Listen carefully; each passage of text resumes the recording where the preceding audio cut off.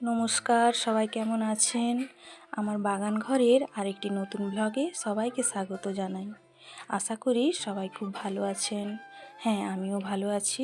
সবাইকে জানাই শুভ অক্ষয় তৃতীয়া।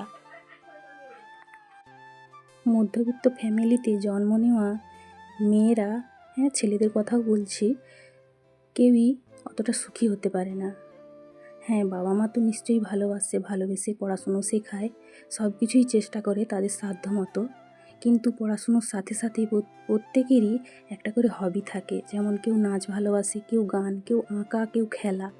সেই রকম সেই হবিটা কিন্তু তারা কোনো দিনই ফিলফুল করতে পারে না, কারণ তারা মধ্যবিত্ত ফ্যামিলি বিলং করছে। তারা একটু বড় হলেই ছেলেদের পড়াশুনো স্কুলের গণ্ডি পার না হতে হতেই তাদেরকে কাজে পাঠিয়ে দেওয়া হয়, আর মেয়েদের বিয়ে দিয়ে দেওয়া হয়। আবার মেয়েদের বিয়ে এমন জায়গায় দেওয়া হয় যেটা তারা স্বপ্নেও ভাবতে পারেনি যে তাদের এমন ফ্যামিলিতে বিয়ে হবে। যেমন ধরুন, যে মেয়েটিকে বলা হয়েছে যে পড়াশুনো করে সে বড় হলে তার একটি ভালো ঘরে বিয়ে দেওয়া হবে, সেরকম সে কিন্তু বিয়ের আগে কোনো কাজও শেখেনি, আর সেইভাবে কিছুই সংসারের কাজ সম্পর্কে সম্পর্কিত নয়। মানে বলা যায় যে সংসার জিনিসটাই সে বুঝে উঠতে পারেনি। তার আগেই স্কুলের গণ্ডি পের না হতে হতেই তার বিয়ে দিয়ে দেওয়া হয়। তো যাই হোক, বিয়েটাও এমন ফ্যামিলিতে দেওয়া হয়, দেখা যাবে সেটা একটা চাষিবাসী মিডিল ক্লাস ফ্যামিলি, যেখানে অ্যাডজাস্ট করাটা অনেক কঠিন। কেন বলুন তো? বিয়ের আগে সেই মেয়েটি তো সংসারের কাজই জানে না, তাকে এখানে এসে সমস্ত শিখতে হবে। হ্যাঁ, আর শেখাটাও আবার ভালোবেসে নয়, খোঁটা শুনে। শ্বশুরবাড়ি জিনিসটাই এমন যেখানে বৌমাদের অতটা কেউ ভালোবাসা দেয় না, সবাই খোঁটা শুনিয়েই কাজটা শেখায়।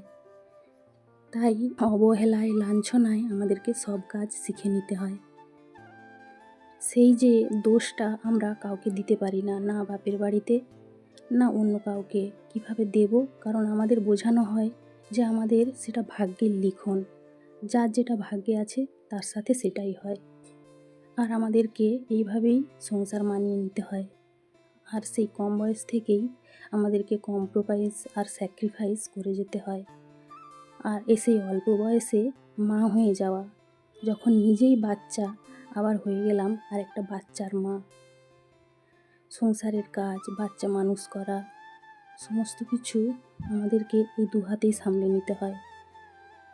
আর সামলাতে সামলাতে আমরা নিজের স্বাচ্ছন্দ্য আর নিজের পছন্দ, নিজেকে সাজানোর ব্যাপারটাই ভুলে যাই। সংসার নিয়েই আমরা সুখে থাকতে শুরু করি। বাচ্চাকে ভালোভাবে মানুষ করা, ভালো স্কুলে পড়ানো, যেগুলো আমরা পাইনি সেগুলো দেওয়ার চেষ্টা করা, এইভাবেই আমাদের জীবনটা দিনের পর দিন কেটে যায়। ভুলে যাই যে আমাদেরও একটা জীবন আছে, আমাদেরও বাঁচার অধিকার আছে। আমরা অপরের জন্যেই শুধু কি বাঁচতে এসেছি? আমাদের কি বাঁচার কোনো অধিকার নেই? আমরা কি একটু ভালো থাকতে পারি না? আমাদের আত্মাকে আমরা কি জবাব দেব? আমার আত্মা যদি আমাকে প্রশ্ন করে যে আমাকে তুমি কতটা ভালো রেখেছো, আমি তাকে কি জবাব দেব? আমি জবাবে তাকে কিছুই দিতে পারবো না, কারণ আমি তাকে ভালো রাখতেই পারিনি।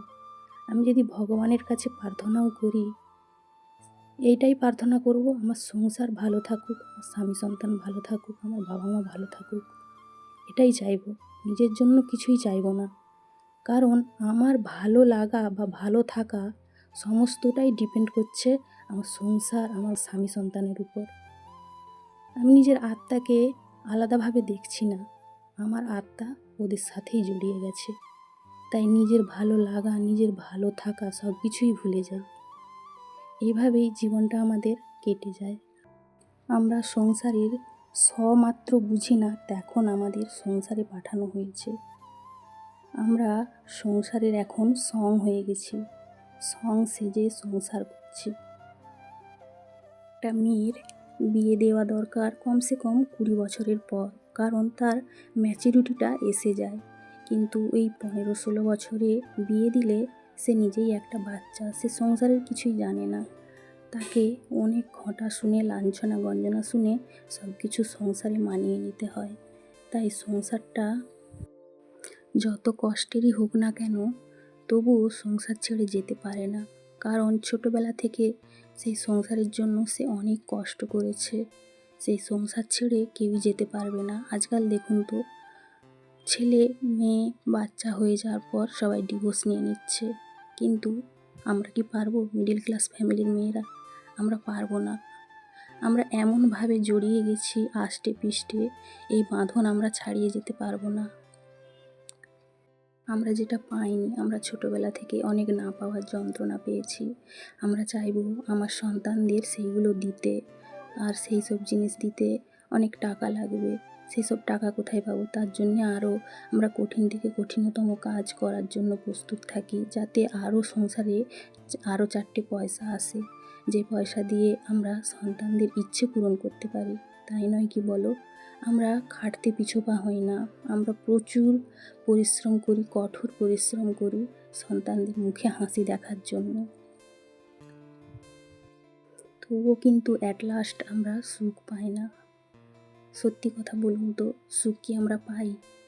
তারপর যখন সুখ না পাই তখন ভাবি আমাদের ভাগ্যটাই তো এমন, আমাদের ভাগ্যে ছিল না তাই পাই না, ভাগ্যে থাকলে নিশ্চয়ই পেতাম। সব দোষ ভাগ্যের আর কপালের। আমরা নিজেরাই যে আমাদের ভাগ্যকে মেরে ফেলেছি, আমরা নিজেরাই যে আমরা সংসারের জন্য নিজের জীবনটাকে সমর্পণ করেছি, সেটা কিন্তু আমরা কখনোই ভাবিনি, আর ভাবতেও পারবো না।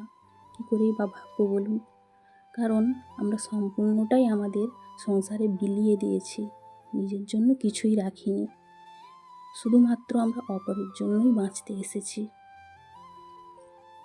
জানি এ সংসারে স্বার্থ ছাড়া কেউ এক পাও চলে না, কিন্তু আমাদের মেয়েদের জীবনটা এমন, আমরা কিন্তু স্বার্থের কথা ভাবি না। আমাদের নিজের স্বার্থ কোনোটাতেই নেই।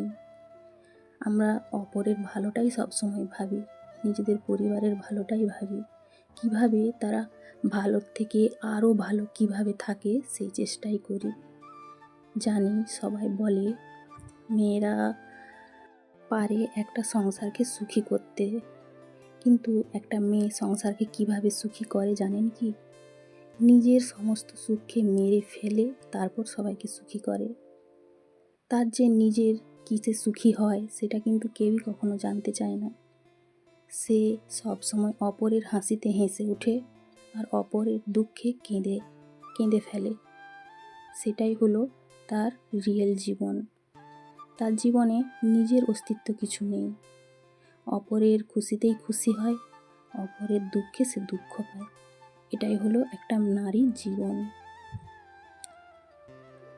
একটা এবড়ো খেবড়ো পাথর নিয়ে এসে আমরা ছেনি হাতুড়ি দিয়ে ঘা দিয়ে দিয়ে একটা সুন্দর মূর্তিতে পরিণত করি।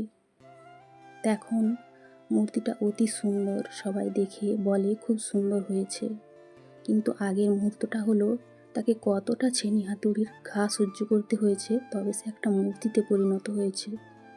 একবার সেটা ভেবে দেখতে হবে।